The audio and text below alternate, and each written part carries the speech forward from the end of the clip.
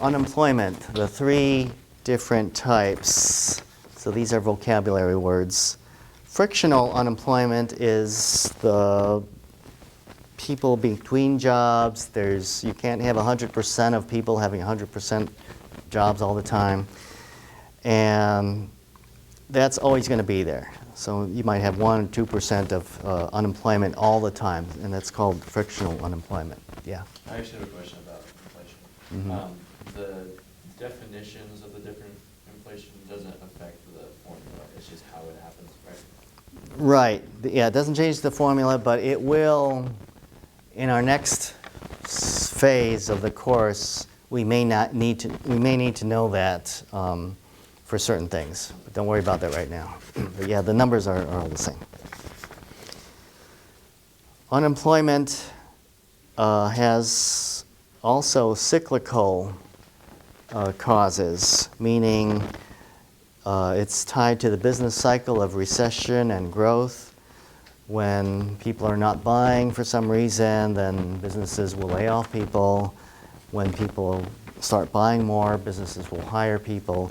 So there's this cycle that businesses will hire and fire people on. And third, structural unemployment means it's a permanent situation caused by some societal change. Maybe there's no more horses and buggy whips, or maybe VCRs are no longer used, and it changes like how people behave in society, what they use. It can also be new things added, such as AI. There will be more jobs maybe in the AI industry or GPUs or high-tech industry for these new technologies. So similarly, these don't affect your numbers on how we calculate things. But you should have an idea of what causes unemployment.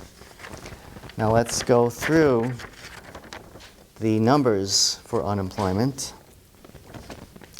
You're going to be given all these different people with their different demographics.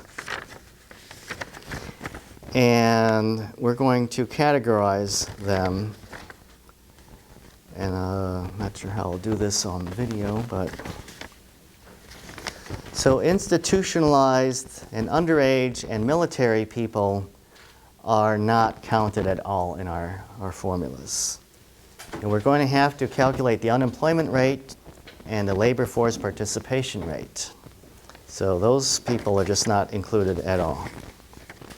Housewives, college students, lazy bums, they could work if they had to.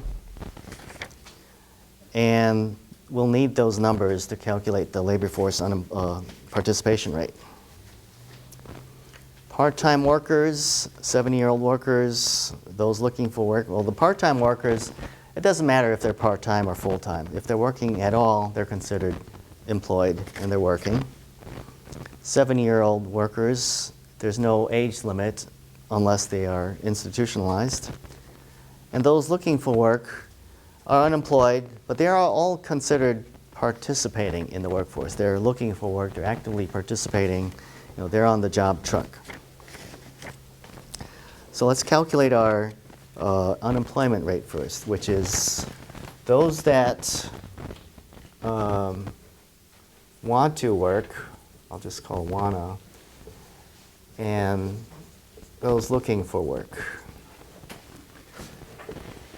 So those that want to work include those working. So how many people does that include?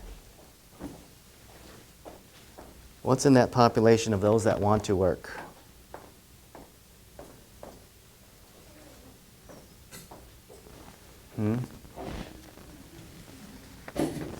Like part-time, 70-year-old workers and those looking for it, right? Lazy bums? No, they don't want to. So it's 20. Say 20 people or 20 million want to work. Oh, actually, yeah. So looking, how many people are looking? 1, yeah. So what is this proportion? 0.05. Yeah, or 5%. So 5% of those wanting to work or participating are unemployed or looking. So that's the 5% of the unemployment rate. Now let's look at the labor force participation rate. So labor force participation means how many want to work out of those that could possibly work.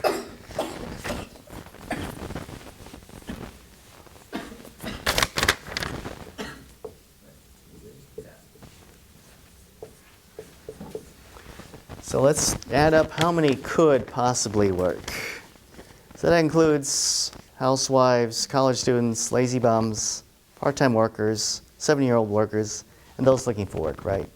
So all of them could possibly work, which is how many? 10, 20, 30, 40, 50?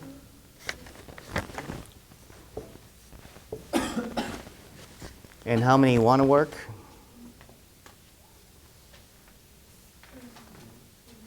Yeah, 20. So what's this proportion? Yeah, 0.4 or 40%. So 40% of the potential labor force are actually participating. So you can think of that as like this efficiency number of a society. Any questions?